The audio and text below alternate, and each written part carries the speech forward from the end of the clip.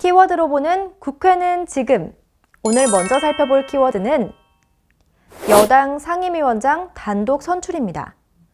민주당이 15일 단독 선출한 국회 상임위원장 먼저 화면으로 살펴보시죠.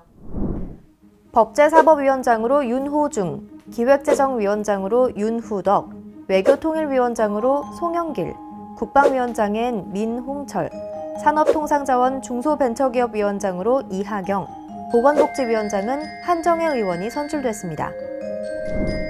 176석의 거대 여당인 민주당뿐만 아니라 정의당과 열린민주당 등 범여권 정당과 또 기본소득당, 시대전환 등 소수정당도 표결에 힘을 보태면서 총 187명이 표결에 참여했는데요.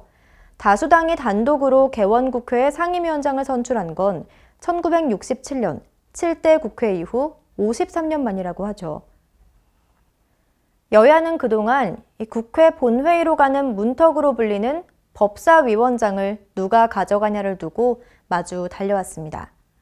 다른 상임위에서 법안이 통과되더라도 법사위의 문턱을 넘지 못하면 본회의에 올릴 수 없기 때문에 법사위는 상원으로 불리기도 하죠. 15일 원구성을 둘러싼 여야의 극한 대치가 이어졌는데요. 여야 초선 의원들이 국회 원구성 대치 국면에서 법사위 수사대로 나서면서 한치의 양보도 없는 강대강 대결의 선두에 선 모습도 연출됐습니다.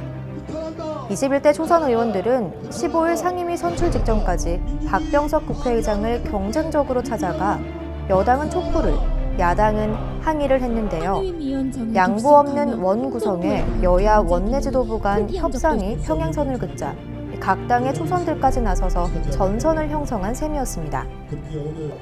그럼에도 이날 오후 민주당이 6개의 상임위원장 선출을 강행하자 미래통합당이 향후 의사 일정에 대해 전면 보이콧에 나서기로 하면서 21대 국회가 첫 발을 떼자마자 파행을 겪게 됐습니다.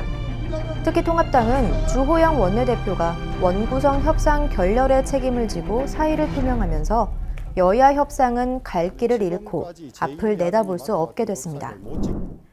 민주당은 16일부터 일부 상임위를 가동하기 시작함으로써 국회를 정상화하기 위한 첫걸음을 뗐는데요. 3차 추경안 처리를 비롯해 코로나19 대응이 최우선으로 필요하고 또 북한의 대남 공세가 거세지는 가운데 외교 안보 현안 해결도 시급하다는 판단을 내렸기 때문이라고 밝혔습니다. 통합당은 현재로선 보이콧이나 여론전 외에는 여당에 대응할 뾰족한 수가 없는 데다가 주호영 원내대표가 협상 결렬의 책임감을 가지고 사퇴하겠다는 뜻을 꺾지 않고 있어서 대여 전략을 짜고 또 협상을 이끌어 나갈 사람이 마땅치 않은 상황입니다. 여당 입장에서도 법사위 등 6개 상임위원장을 단독 선출했지만 다음 본회의가 있는 19일까진 12개 상임위를 두고 추가 협상을 할 상대가 사라져 원구성 협상과 관련해 셈법이 복잡해졌는데요. 김대중 정부 이후 법사위원장은 야당이 맡는 게 관행이자 원칙이었습니다. 여당을 견제하는 역할을 하는 까닭에 불문율이 된 셈이었죠. 하지만 21대에선 여당이 법사위원장을 맡게 되면서 협치 없이 일방적으로 독주하는 거대 여당의 우려의 목소리가 나오고 있습니다. 독주는 민주주의의 후퇴를 부릅니다.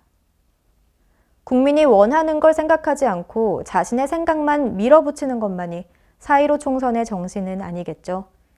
압도적 과반 의석을 가진 여당이 21대 국회 시작을 앞두고 강조했던 협치를 잊지 말아야겠습니다.